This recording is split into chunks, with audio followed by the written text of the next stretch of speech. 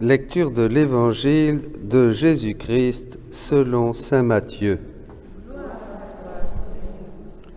En ce temps-là, Jésus disait à ses disciples : « Ne vous faites pas de trésors sur la terre, là où les mythes et les vers les dévorent, où les voleurs percent les murs pour voler. Mais faites-vous des trésors dans le ciel, là où il n'y a pas de mythes ni de vers qui dévorent, pas de voleurs qui percent les murs pour voler. Car là où est ton trésor, là aussi sera ton cœur. La lampe du corps, c'est l'œil. Donc si ton œil est limpide, ton corps tout entier sera dans la lumière. Mais si ton œil est mauvais, ton corps tout entier sera dans les ténèbres. Si donc la lumière qui est en toi est ténèbres, comme elles seront grandes, les ténèbres. Acclamons la parole de Dieu.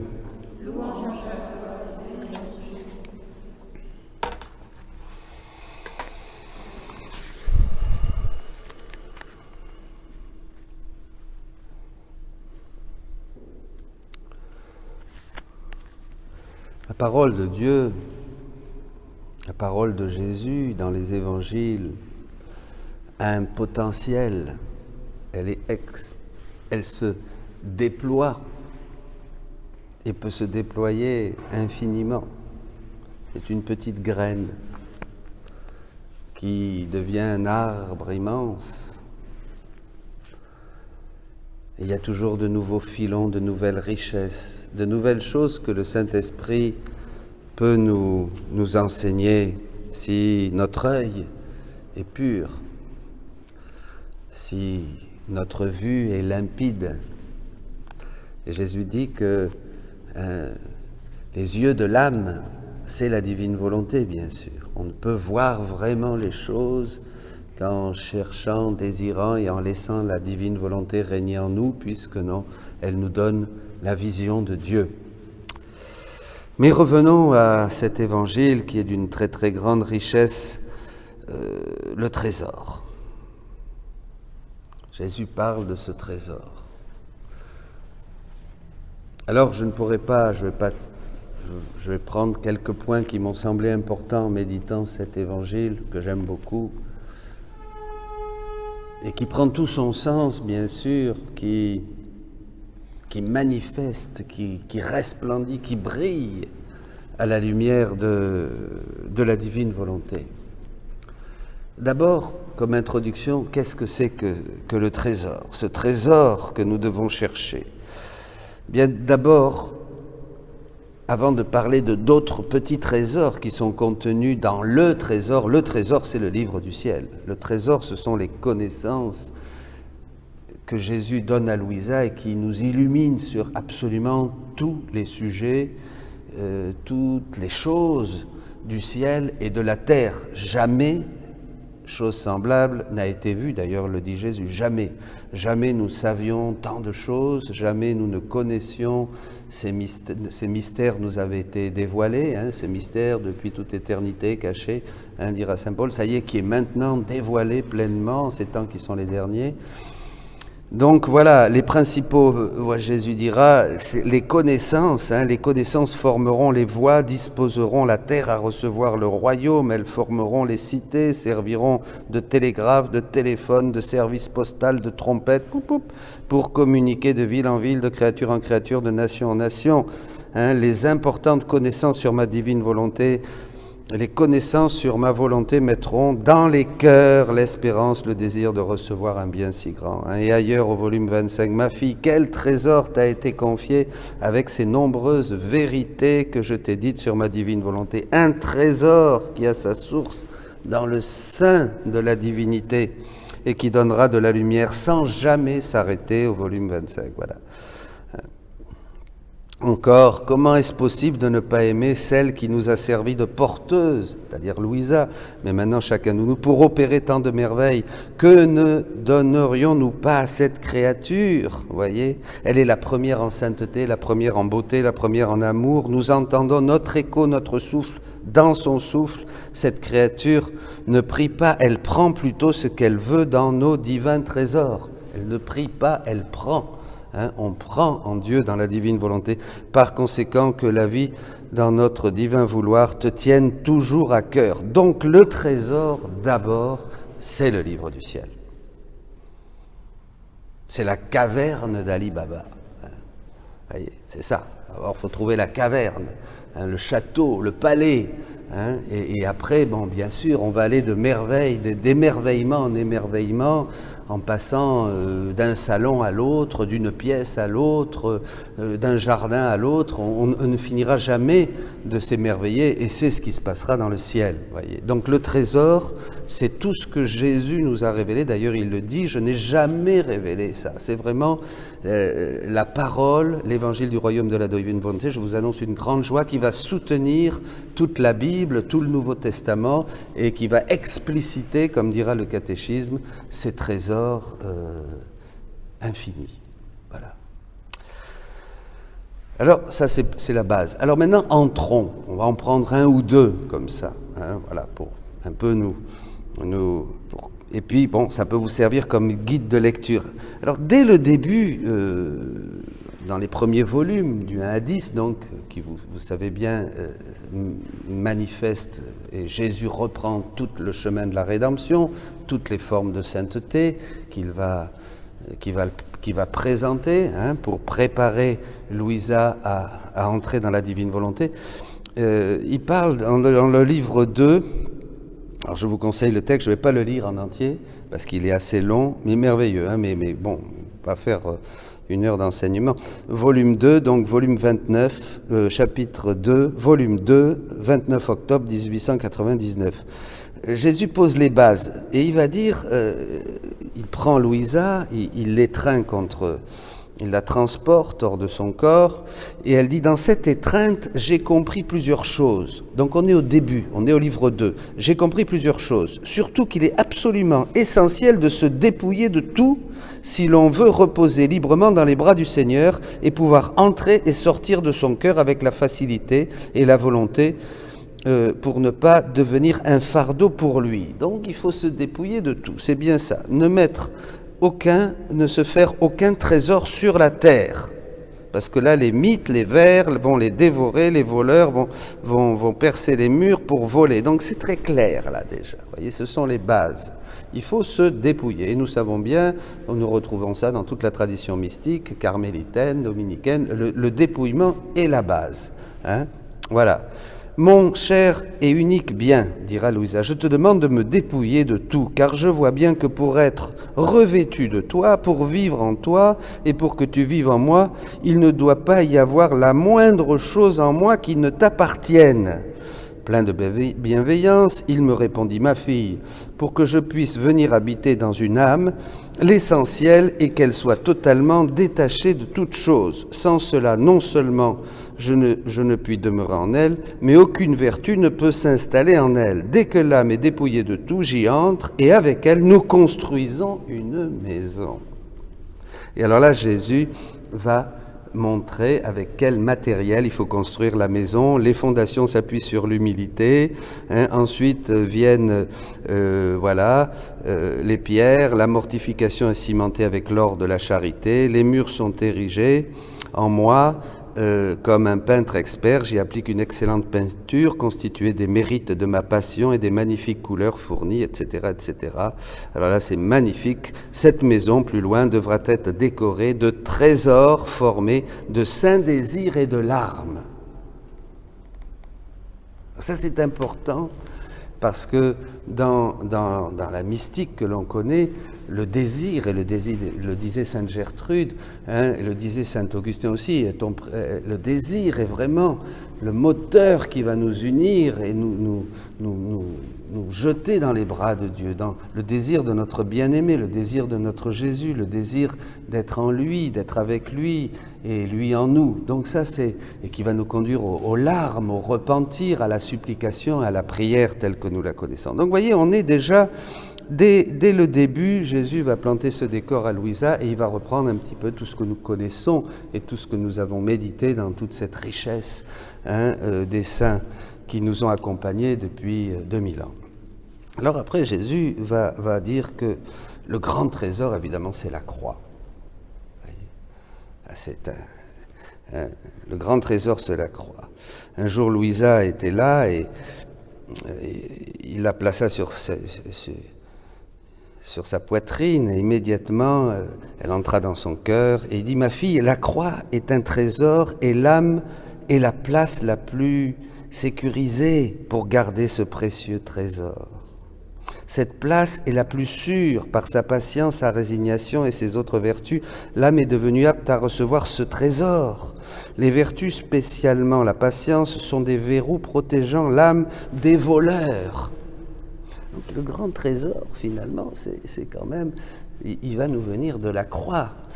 Mais on ne voit pas encore, parce qu'il va falloir que Jésus développe tout ça. Et il va le développer, évidemment, dans les 24 heures dans la Passion, et dans tout ce que l'âme peut faire avec ce que nous donne cette connaissance, c'est-à-dire la vie de Jésus. Jésus, finalement, va nous révéler dans le livre du ciel que sa vie et tous ses attributs sont à la disposition de l'âme qui dit oui et qui accepte de vivre dans la divine volonté. Donc le trésor est infini, c'est un trésor qui est au ciel, c'est un trésor que personne ne peut toucher, c'est un trésor qui est pur. Ma doctrine est la plus belle et la plus pure. Ma doctrine est la plus belle et la plus pure. Rien d'humain ne peut venir entacher la doctrine de la divine volonté. C'est la doctrine du ciel.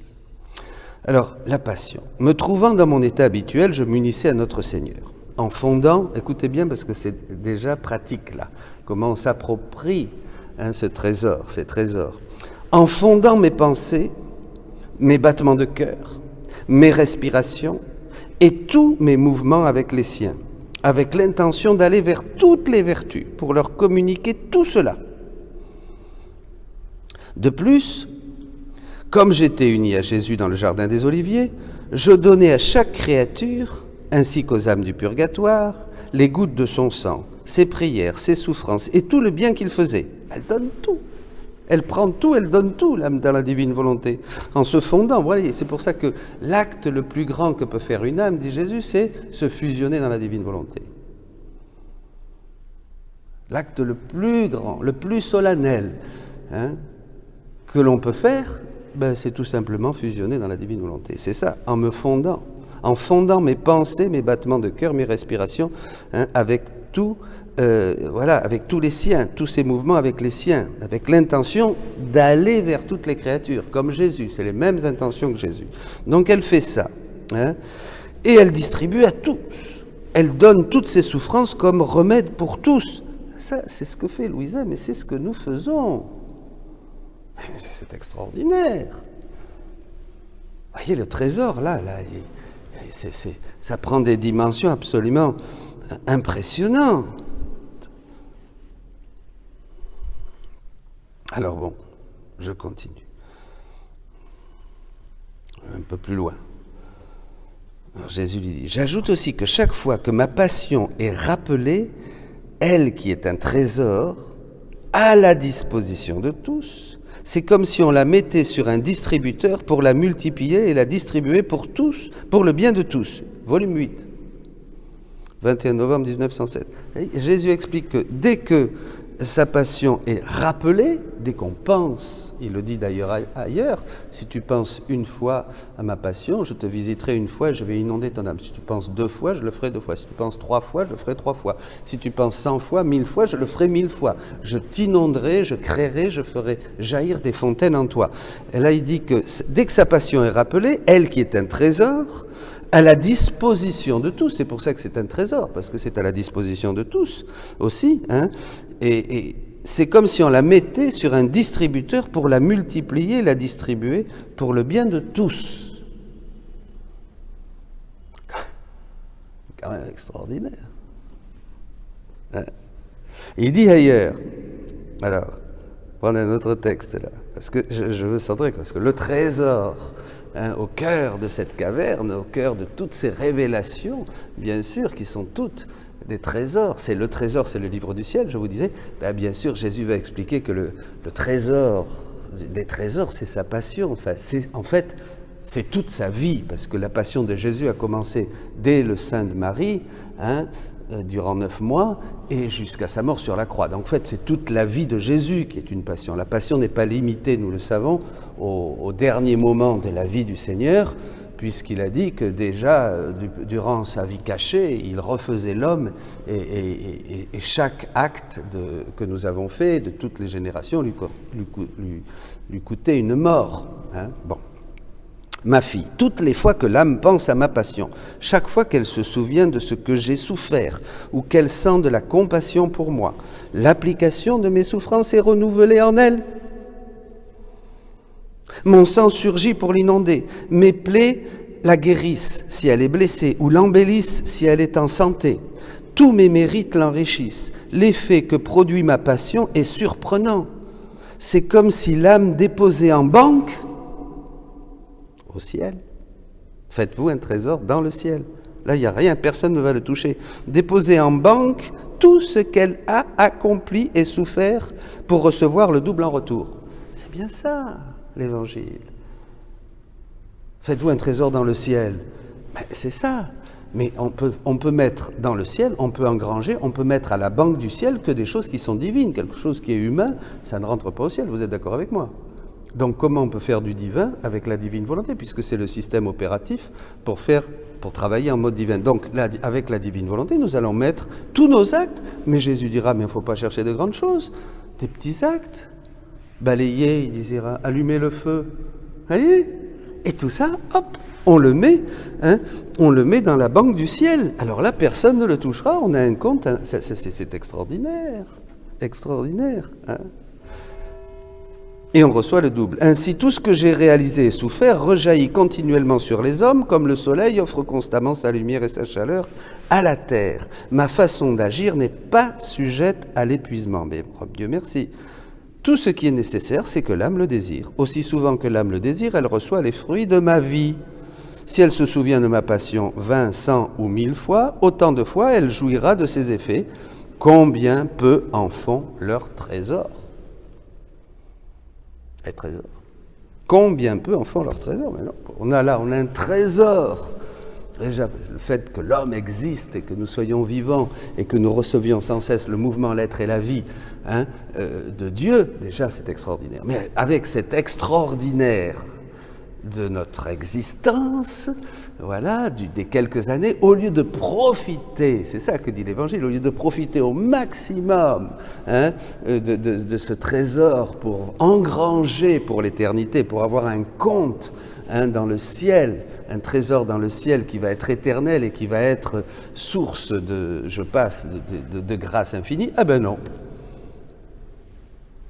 On va travailler pour la terre, pour bien manger, pour faire ceci, pour avoir des sous, on va travailler là, et puis tout ça on va le perdre, on va nous voler, on va avoir des soucis, on va angoisser, ça va lever en nous les passions aussi, puisqu'on a peur de perdre, etc. Donc voilà, combien peu en font leurs trésors. En dépit de tous ces bienfaits, on voit tant d'âmes faibles, aveugles, sourdes, muettes et boiteuses, en somme, de dégoûtants cadavres vivants. Pourquoi ? On oublie ma passion, alors que mes souffrances, mes plaies et mon sang offrent une force pour surmonter la faiblesse, une lumière pour donner la vue aux aveugles, une langue pour délier les langues des muets et ouvrir les oreilles des sourds, une voix pour guider les faibles, la vie pour ressusciter les morts. Tous les remèdes dont l'humanité a tant besoin peuvent être trouvés dans ma vie et ma passion. Et ailleurs, Jésus dira que le monde est déséquilibré puisqu'il a oublié ma passion dans un autre texte. Et donc là, c'est le trésor. Le trésor, c'est la croix de notre Seigneur Jésus-Christ. C'est là d'où jaillit de son cœur ouvert, l'Esprit Saint, et qui nous communique la vie du ciel, qui nous communique ce grand don de la divine volonté qu'aujourd'hui, maintenant que nous savons que c'est le trésor des trésors, nous est communiqué. Il nous est donné. Mais les créatures méprisent cette médecine et ne profitent pas de mes solutions. Aussi, malgré ma rédemption, l'homme dépérit comme s'il était affecté d'une tuberculose incurable. Ce qui me peine plus particulièrement, c'est la vue de personnes religieuses, etc. Ben oui, les religieux, c'est sûr, on ne montre pas. Personnes qui se donnent du mal pour des questions de doctrine, pour des spéculations et des histoires, mais qui n'ont aucun intérêt pour ma passion. Voilà, tout est dit. Volume 13, 21 octobre 1921. Donc concluons, le trésor, c'est le livre du ciel, c'est le troisième fiat, puisque jamais Jésus a dit « je te dirai des choses que je n'ai jamais dit ». Tu peux chercher dans un livre de doctrine, dans la vie des saints, tu ne le trouveras jamais. Donc, Louisa devient la cathèdre, vraiment le dépôt de tous ces trésors, de toutes ces connaissances. Nous y entrons en ouvrant nos cœurs et en découvrant et en méditant, en laissant descendre dans nos cœurs ces connaissances pour qu'elles deviennent vie, puisqu'il s'agit d'une vie. Nous allons alimenter cette vie par nos actes, donc il faut l'alimenter le plus continuellement possible, parce qu'une vie a besoin d'une nourriture continuelle. Si vous arrêtez de respirer, vous mourrez. Si vous arrêtez de manger, vous mourrez. Si vous arrêtez de boire, vous mourrez de soif. Donc on va alimenter cette vie, et là, chaque acte devient quelque chose d'éternel, d'infini, une vie divine que nous déposons au ciel. Voilà. Toute la vie de Jésus. Et Jésus nous donne de partager ce trésor à tous nos frères. Bon, mes amis, voilà. Je ne sais pas si c'est très, très clair, mais c'est tellement grand, c'est tellement beau, c'est tellement infini que nous ne ferons que balbutier ce trésor que Jésus nous a laissé.